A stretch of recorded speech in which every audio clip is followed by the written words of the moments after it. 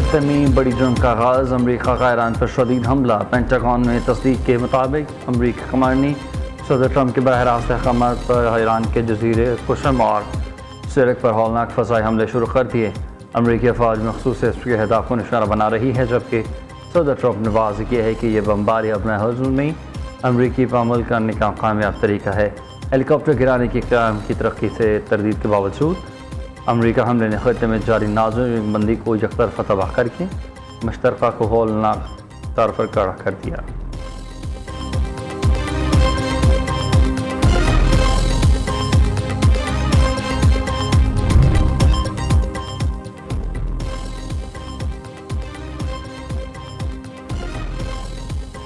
آبنائے ہرمز میں امریکی اپاماشی ہیلی کاپٹر کا ایرانی ڈرون سے حملہ تباہ۔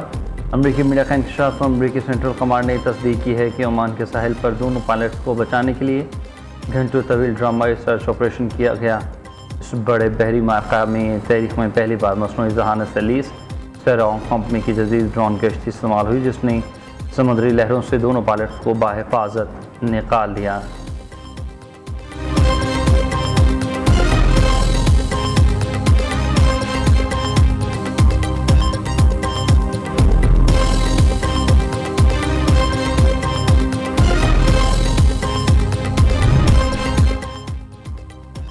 ایران کی امریکی ہیلی کاپٹر پر حملے کی سختی سے تردید۔ آبنائے ہرمز میں کسی بھی کارروائی کے الزام کو یکسر مسترد کر دیا۔ ایرانی نائب وزیر خارجہ قاسم غریب آبادی نے واضح کیا کہ امریکی ہیلی کاپٹر کو دانستہ طور پر نشانہ بنانے والوں کا الزام بالکل درست نہیں اور ایران اس حملے کے پیچھے ہرگز نہیں ہے۔ تاہم خطے کی موجودہ کشیدہ صورتحال میں ایسے واقعات پیش آ سکتے ہیں۔ دوسری جانب ایرانی عسکری ذرائع نے تصدیق کی ہے کہ گزشتہ 24 گھنٹوں کے دوران آبنائے ہرمز میں کسی قسم کی کوئی کارروائی نہیں ہوگی۔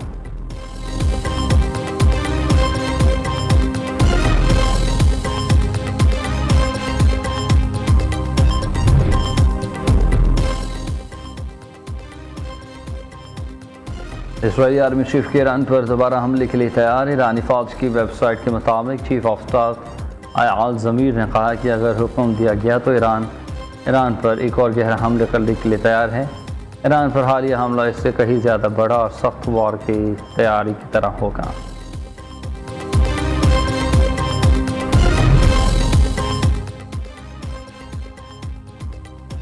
خطرات کو کم کرنے کا بہترین طریقہ یہ ہے کہ غیر ملکی فوج یہاں سے ملک کی چلی جائے۔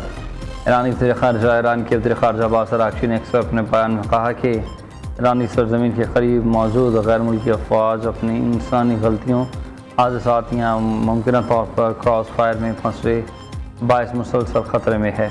ایران کی پارلیمنٹ کے اسپیکر باقر کبالی کعباف نے کہا کہ سفارتکاری ترجیح ہے، لیکن دوسری زبانیں بھی اچھے سے جانتے ہیں۔ وعدوں کی خلاف ورزی ہوئی تو اس زبان میں جواب دیں گے جس پر ہمیں سب سے زیادہ عبور حاصل ہے۔ آپ نے جو گھوڑا خود تیار کیا ہے، آپ اسی پر سوار ہیں اور اس کے نتیج بکتے ہیں۔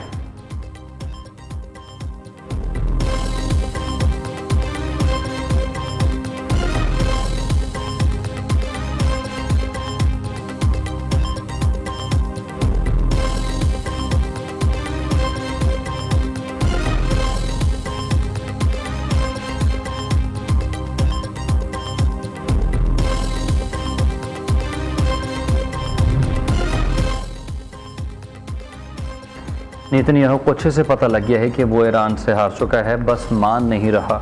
اسرائیلی مصنف اور کالم نویس کرٹیان لیوی نے کہا کہ شکست ماننا مشکل ہوتا ہے لیکن حقیقت اٹل ہے۔ اسرائیل اگلے کسی حملے کے بعد بھی ایران کو شکست نہیں دے سکے گا۔ ایران کو تباہ کرنا نیتنیاہو کی زندگی کا مشن تھا، لیکن جنگ کے 2 مرحلوں کے بعد اب اسرائیلی وزیر اعظم کو خوب پتہ چل چکا ہے کہ اس کی زندگی کا مشن ادھورا رہ گیا۔ اسرائیل ایران میں اب تک اپنا کوئی بھی مقاصد حاصل نہیں کر سکا۔ امریکہ کو نظر انداز کر کے خود ایران سے لڑنے کا مشورہ دینے والے اسرائیلی وزیر دراصل تباہی کا سامان کر رہے ہیں۔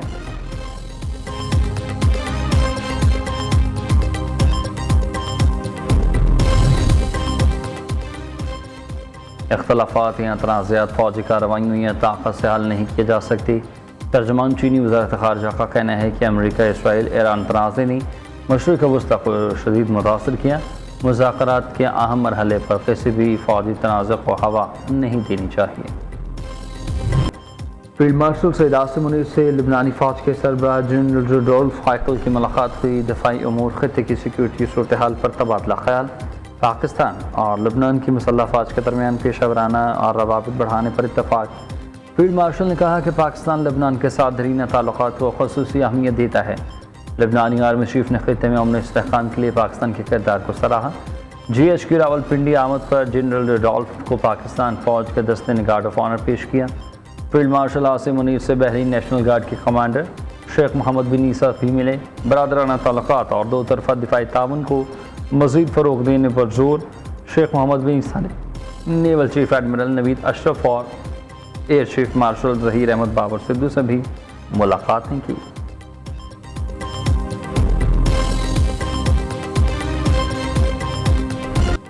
بلوچستان کے علاقہ بسمیا میں سیکیورٹی فورسز کی کارروائی، بھارتی اسپانسرڈ 14 فکنل ہندوستان جہاں نواصل، دہشت گردوں کے ذریعے استعمال 4 گاڑیاں، دیسی ساختہ بارودی مواد تباہ۔ آئی ایس پی آر کے مطابق دہشت گرد پولیس اسٹیشنز، بینکوں پر حملوں کی منصوبہ بندی کر رہے تھے۔ فائرنگ کے تبادلے میں لانس اولنار محمد عباس بہادر سے لڑتے ہوئے شہید۔ ادھر پشاور میں ایف سی چیک پوسٹ حملے میں شہید 6 اہلکاروں کی نماز جنازہ ادا۔ وزیر داخلہ محسن نقوی، طلال چودھری، آئی جی فرنٹیئر فار نارتھ اور دیگر حکام نے شرکت کی۔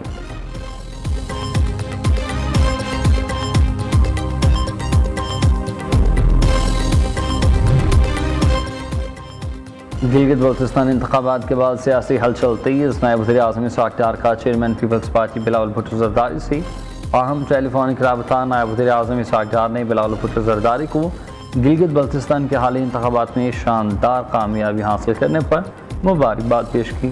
اس موقع پر گفتگو کرتے ہوئے اسحاق ڈار کا کہنا تھا کہ گلگت بلتستان میں سب سے بڑی اکثریتی جماعت سنگل لارجسٹ پارٹی ہی حکومت بنانے کا حق رکھتی ہے۔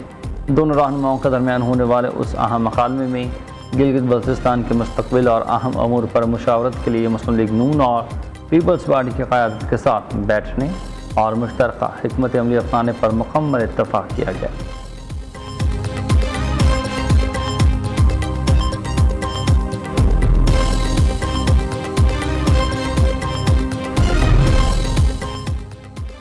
الیکشن کمیشن نے گلگت بلتستان کے 5 حلقوں کے انتخابی نتائج روک دیے۔ جی بی 8 سقردو، جی بی اے 13 سقردو 1 کے نتائج روکنے کا حکم۔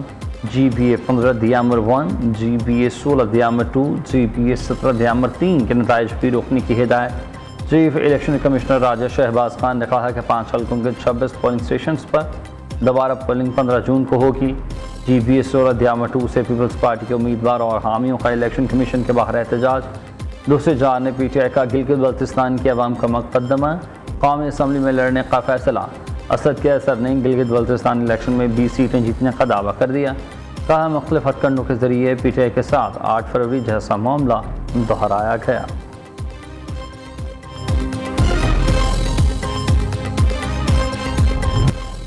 وفاقی بجٹ 12 جون کو پیش کیے جانے کا امکان۔ قومی اسمبلی اور سینٹ کے اجلاس آج طلب۔ صدر مملکت آصف علی زرداری نے وزیر اعظم شہباز شریف کے ایڈوائس پر اجلاس طلب کیا۔ وفاقی وزیر پارلیمانی امور طارق فضل چودھری کا کہنا ہے کہ وزیر خزانہ محمد اورنگزیب قومی اسمبلی میں آئندہ مالی سال کا وفاقی بجٹ پیش کریں گے۔ ادھر وسائل کی تقسیم کا تنازع وفاقی بجٹ میں تاخیر کی بڑی وجہ بن گیا۔ وفاق اور صوبہ کے درمیان قابل تقسیم محاصل کے فارمولے پر اختلاف برقرار۔ ذرائع کے مطابق وفاق نے صوبوں سے تقریباً 1200 ارب روپے کے اضافی وسائل مانگے۔ صوبے اپنے حصے میں کمی کرنے پر تیار نہیں، جس کے باعث معاملے پر مزید مذاکرات متوقع ہیں۔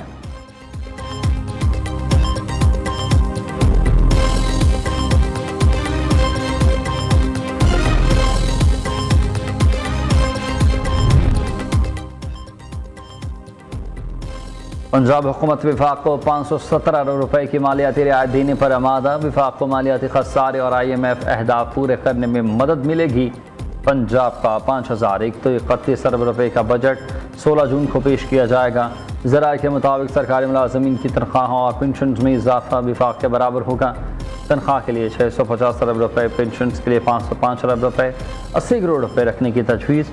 صوبائی محصولات سے 1303 ارب روپے کی آمدن متوقع۔ پنجاب کو این ایف سی کے تحت قابل تقسیم حاصل ہیں 3793 ارب 70 کروڑ روپے ملیں گے۔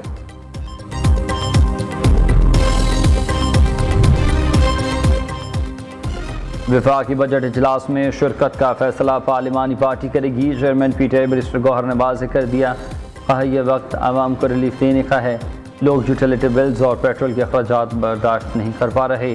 خیبر پختونخوا قوانین نویسی کے مطابق اس کا حصہ دیا جائے گا۔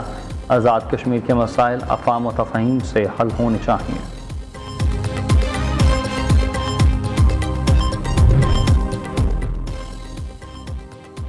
پی ٹی آئی کے ناراض ایم پی فضل الہی کا بانی پی ٹی آئی سے مشاورت کے بغیر خیبر پختونخوا بجٹ میں ووٹ نہ دینے کا اعلان۔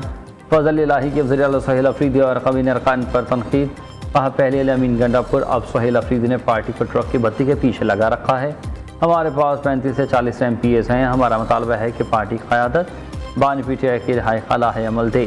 پارٹی قائدین نے مطمئن کر دیا تو ہم ناراضگی ختم کر دیں گے۔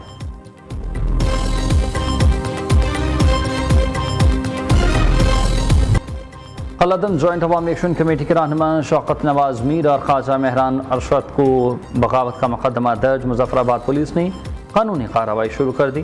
محکمہ داخلہ آزاد کشمیر کے مطابق دونوں افراد کے خلاف ریکارڈ کا جائزہ لینے کے بعد کارروائی کی گئی۔ تقاریر، تحریروں اور الیکٹرانک مواصلات سے متعلق انکوائری کا حکم۔ دوسری جانب 4 مطلوب افراد کی گرفتاری میں مدد فراہم کرنے والے 1 کروڑ روپے تک کا انعام مقرر۔ شوکت نواز میر، عمر نذیر کشمیری، خواجہ مہران ارشد اور سردار امان خان کے نام شامل۔ اطلاع دینے والے شخص کی شناخت مکمل طور پر خفیہ رکھی جائے گی۔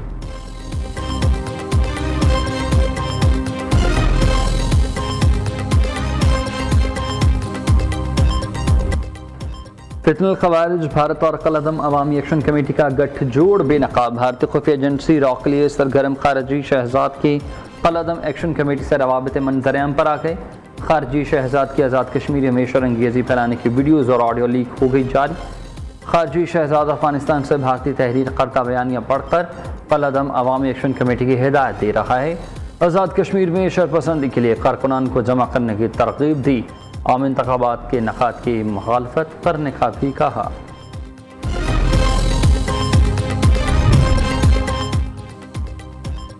آزاد کشمیر مظفر آباد میں انٹیلیجنس بیس پر کامیاب کارروائی، 5 مشتبہ افراد گرفتار۔ قانون نافذ کرنے والے اداروں کا چہلا کے علاقے میں ٹارگیٹڈ آپریشن۔ گرفتار افراد کے قبضے سے لیپ ٹاپ، موبائل فونز اور دیگر مواصلاتی آلات برآمد، 7 خودکار ہتھیار، متعدد گرنیڈز اور دیگر جنگی سامان قبضے میں لے لیا گیا۔ دشمن خفیہ ایجنسی کے ساتھ مبینہ رابطوں کے شواہد پر تحقیقات جاری رکھے ہیں۔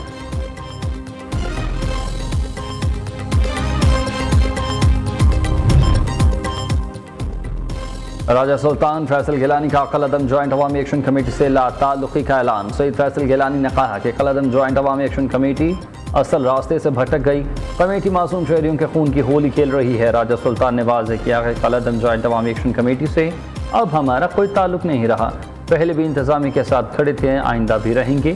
ادھر قلعدم جوائنٹ عوامی ایکشن کمیٹی کی احتجاج کی کال مسترد۔ آزاد کشمیر میں معاملات زندگی رواں دواں، ٹریفک کی روانی برقرار۔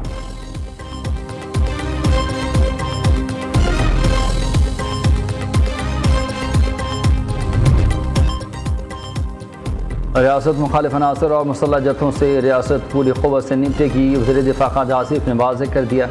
ایکس پر بیان میں کہا کہ عوام نے دیکھا کیسے پولیس اور سیکیورٹی عملے کو شہید، لاشوں کی بے حرمتی کی گئی۔ اس سے ثابت ہوا یہ کہ عناصر انتخابات کا راستہ نہیں اختیار کرنا چاہتے۔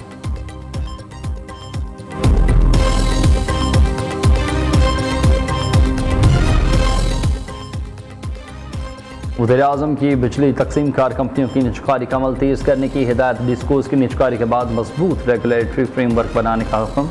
خسارے کا شکار ریاستی ملکیتی اداروں کی نجکاری حکومت کی ترجیح ہے، نجکاری کے عمل کو شفاف طریقے سے مکمل کیا جائے۔ شہباز شریف کا بجلی کی تقسیم کار کمپنیوں کی نجکاری کے حوالے سے جائزہ اجلاس سے خطاب۔ وزیر اعظم سے زرعی شعبے کے اسٹیک ہولڈرز کے وفد کی ملاقات۔ شہباز شریف نے کہا کہ زرعی شعبہ معیشت کی بحالی میں کلیدی کردار ادا کرتا رہے گا۔ فی ایکڑ پیداوار بڑھانے، ہائیبرڈ بیجز، باغبانی اور ویلیو ایڈیشنز پر توجہ دی جائے۔ وزیر اعظم سے گلوبل فنڈز کا وفد بھی ملا۔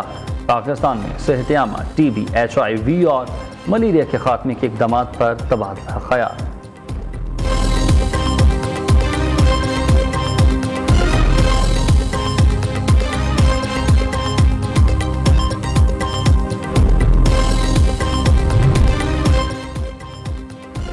بجلی بلوں کے ساتھ عوام کو ریلیف، بجلی 1.99 پیسے فی یونٹ سستی، قیمتوں میں کمی جنوری تا مارچ 2026 کی سماہی ایڈجسٹمنٹ کی مد میں کی گئی۔ حکومتی منظوری کے بعد نیپرا نے نوٹیفیکیشن جاری کر دیا۔ قومی اطلاق جون سے اگست 2026 کے 3 ماہ کے لیے ہوگا۔ بجلی صارفین کو 67 ارب 17 کروڑ 30 لاکھ روپے کا ریلیف ملے گا۔